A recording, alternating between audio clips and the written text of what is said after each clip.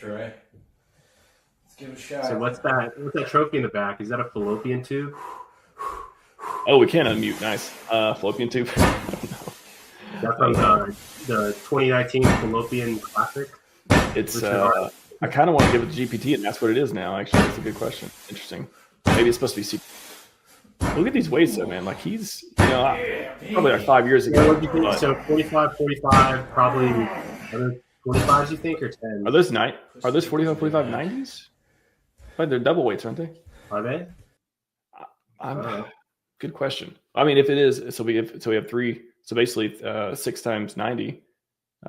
So 540. Is it 540 pounds? Maybe. Damn. Let's go with that. Let's go with the 555 pounds. Let's do it. Wow. Hexander says I threw my back out watching this. So crazy. Oh man. Thank you for joining on the event. I feel like it was popping all day.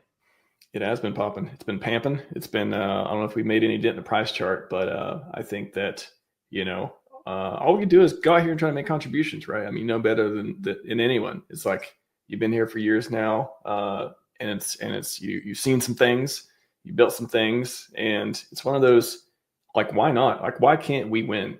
Like, what we have enough people, we have enough intelligence collectively. We have enough people who are aligned to make this place do some amazing stuff and to surprise everyone. Why not? I always go back to, like, why not? It is unreasonable that we won't get glory. To me, there's no guarantees, but it is unreasonable, right? Mm-hmm. Yeah, I mean, I think it just takes big, bold steps. I think that so much of what I think there's in general a lot of just kind of like a hope, a wish, and a prayer.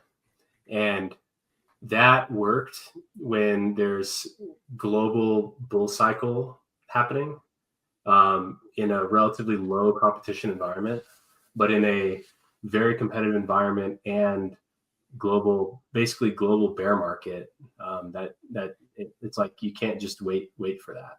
And so that's kind of, I think that's really my call to action to people is to, take this, like, really, like there was a bull cycle and it's done. And so there's kind of a bear cycle happening right now, and who knows when the next bull cycle will be. And so I really call upon people to, really challenge the thoughts that they had leading into this past cycle. Well, you think so? So just to be clear, you think that the bull run is over? We're in some sort of bear environment for now. Don't know how long it's going to last, or do you think it's correlated to the 4-year? Do you think it's something different? Well, I think the 4-year cycle is starting to break down. By now, there are so many ways for the future price of Bitcoin to be priced in, whether that's through options, leverage, futures, and then now because Bitcoin has kind of inserted itself as like a global financial asset as part of more traditional markets, the impact of its mining rate has a lower effect. So I think that in general, the 4-year cycle is kind of, every single time it kind of gets kind of lessened and lessened. And then now that, like, a rising tide doesn't lift all ships, like 2017, Bitcoin was the common trading pair. Rising Bitcoin rose everything else. 2021, ETH was the common trading pair. ETH rising rose everything else. But now there's, like, Bitcoin trades on its own in markets that aren't, related to ETH. ETH trades on its own with assets on Ethereum. And then now Solana is, like, kind of the main retail space. And so, like, the rising tide doesn't really impact it in the way that it used to. So I think that like that was part of what enforced those 4-year cycles, was that, like, rising tide. But now I think there's probably always going to be a bull and a bear market somewhere. And maybe since Ethereum kind of skipped it did go up 3x from the lows from 2022 to 2024. But Ethereum in a way kind of skipped the bull run. We skipped the bull run. Bitcoin didn't skip it, and Solana didn't skip it. So, that's probably what the future will be. It's not just going to be like a flow of dumb money anymore. The dumb money is wasting their money on sports betting, which is universally legal, or the dumb money just doesn't have money. Like they don't have money to spend. And also like that kind of high risk ball of fire, like a lot of money that's currently going into early stage AI stuff. That was like that ultra high risk kind of future tech focused capital that used to flow through crypto hedge funds, which would make its way across the whole space. Now, there's competitive early stage, high growth potential kind of future tech industries. So it's, things are a lot more competitive. So it takes a lot more, serious efforts and to really break through. So you think, I mean, we got the tariffs, we got the macro, we got new administration. Do you think that we're going to, you think we're not going to get another Trump pump this year or anything sustained? Or well, I think that the Trump stuff was priced in between the day in September when he was in Pennsylvania up to inauguration, like that, like because that's how these markets work now. Is like there's so many ways to price things in the future, and that whole gain and loss allocation cycle is just shrinking with leverage and shit coins. Basically, a lot of that like upside is kind of already priced in. Like having the crow, like you can only have an upcoming pro crypto president until he's now the president. So all that upside of at least the initial upside of having a pro crypto president, that was taking place from when everyone basically is like, okay, he didn't die, he's going to win through inauguration. And then I like the commentary. He didn't die, he's going to win inauguration. So then like now there will be sustained, kind of relief on those topics, but and also like I don't know how much I think they're larger financial powers than the president. Like there's serious, global power that is not related to political elected office. Like, there's larger forces at play. And maybe those people don't want to just unleash markets. So. Well, okay. So maybe interesting. I'm sure a lot of people in the chat want to hear this too. The other side of it, what would be the counter of, if these things happen, what is the bull case for crypto or even for PulseChain? Like, I remember even before PulseChain launched, I was like, I think it's possible to have a mini bull run within our ecosystem just based on all the nuance that we have and all the whales and all the pieces and all the things that didn't happen the last few months and stuff too. What's the counter for that? So probably specifically a bull case for crypto is if U.S. tech and financial giants experience massive returns from AI related and like investments in their business, because that's like the highest value new inbound user of crypto is a tech bro or finance bro who makes 200 to 600K a year, is willing to take high risk and has a massive paycheck every 2 weeks. And so that probably has hurt, like when it was like with the big tech companies and the financial companies, that had a big impact on crypto. So if those specific industries have big catalysts as a result of AI, which allows them, even though it kind of works in both ways, whether that adds people or reduces people, you really need high earning people who have funds that are willing to invest. So that's like a catalyst, but also like if there's a breakthrough, consumer use case, like pump.fund kind of was that more speaks to just people's risk tolerance. Like people, I think the world kind of has this get rich or die trying feeling right now. I think between the wars going on and also like kind of that bleak feeling of AI now being able to do like white collar work, basically. I think that introduced this like really bleak feeling, especially to the young people who are just like, turning 21 right now. Breakthrough use cases that cater to things that those people care about, that can be a big thing that can introduce like a local bull run. Because like we don't really care if there's a broad crypto bull run, right? Like we only care if there's a local directed hex related bull run. And so that's why, like it's like at this point, it's like I'm not waiting for some big force to do that. It's like my assumption is that the big rising tide is not going to help me. And so if I want to achieve success, then it's going to come through some breakthrough innovation, and that's kind of the approach that I'm trying to take. Well, I know you got to run too, but maybe 60 seconds. What is the most bullish thing you could see happening for PulseChain that would make green candles come this year? That's the most likely you could see. Hex breaking through its all-time high.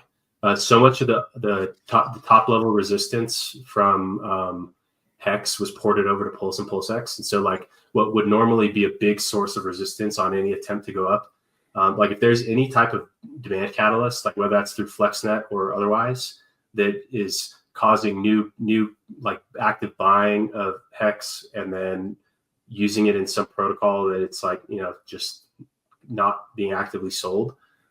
Hex breaking through, like Hex's chart and general structure, allowing for it to like actually have a clean break out of the prior all-time high.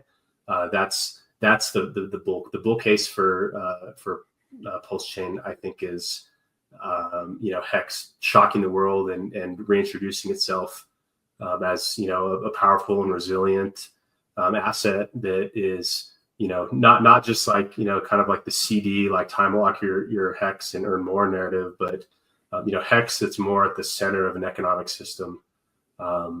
That to me is the most bullish thing for Hex.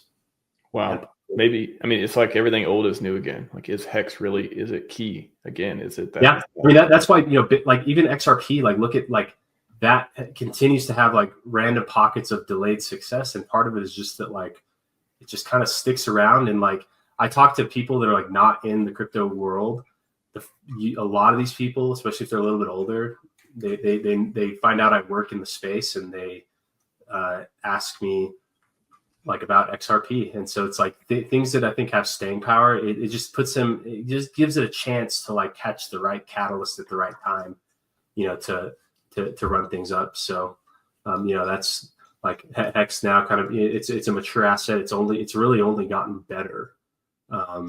And any upgrade that Ethereum makes, and especially now that Hex is kind of leaning into the L2 space with FlexNet, like all these benefits that are not coming at our dime or effort, we get to leverage. And so, Hex, returning to all-time highs, that's definitely in play, like absolutely easier than you would think, believe it or not.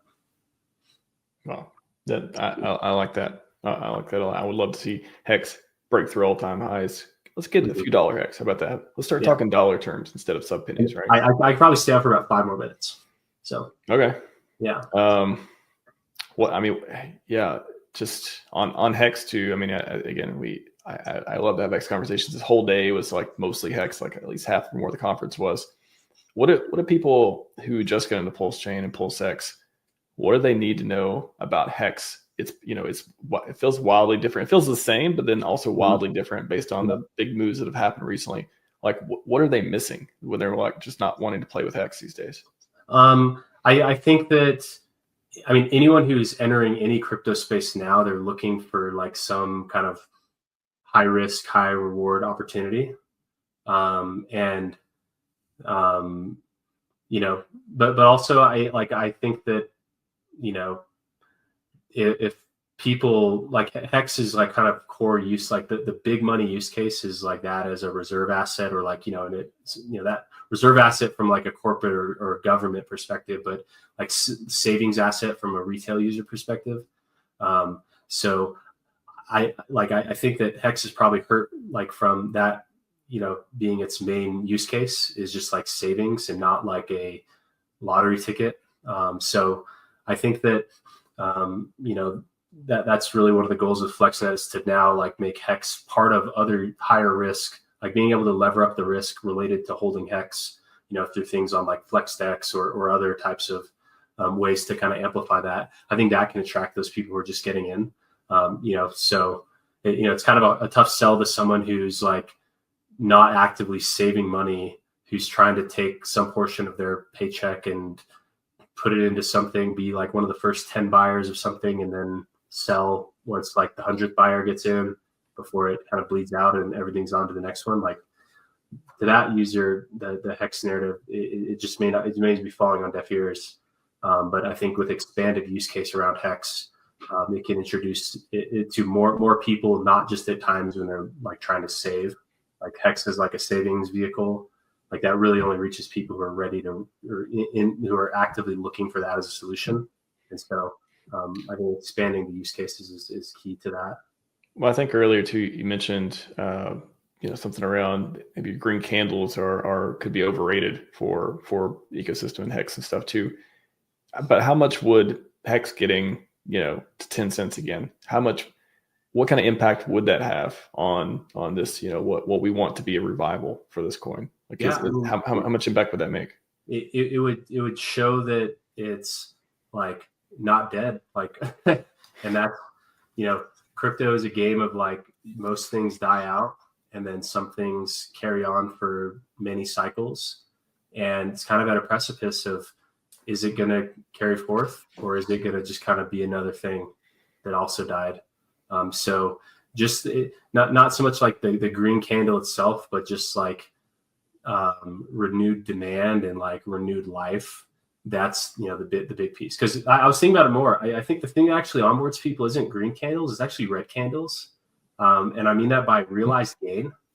Like people get in because they see their friend cashed out, and and by now like everyone's inundated with green candles on artificially low market cap charts, and it's just kind of like there's too many of them. So like I don't think the effect of the green candle is as strong as it used to be. Like people respect the realized gain, and so it's actually red candles. Some more Hex flexes.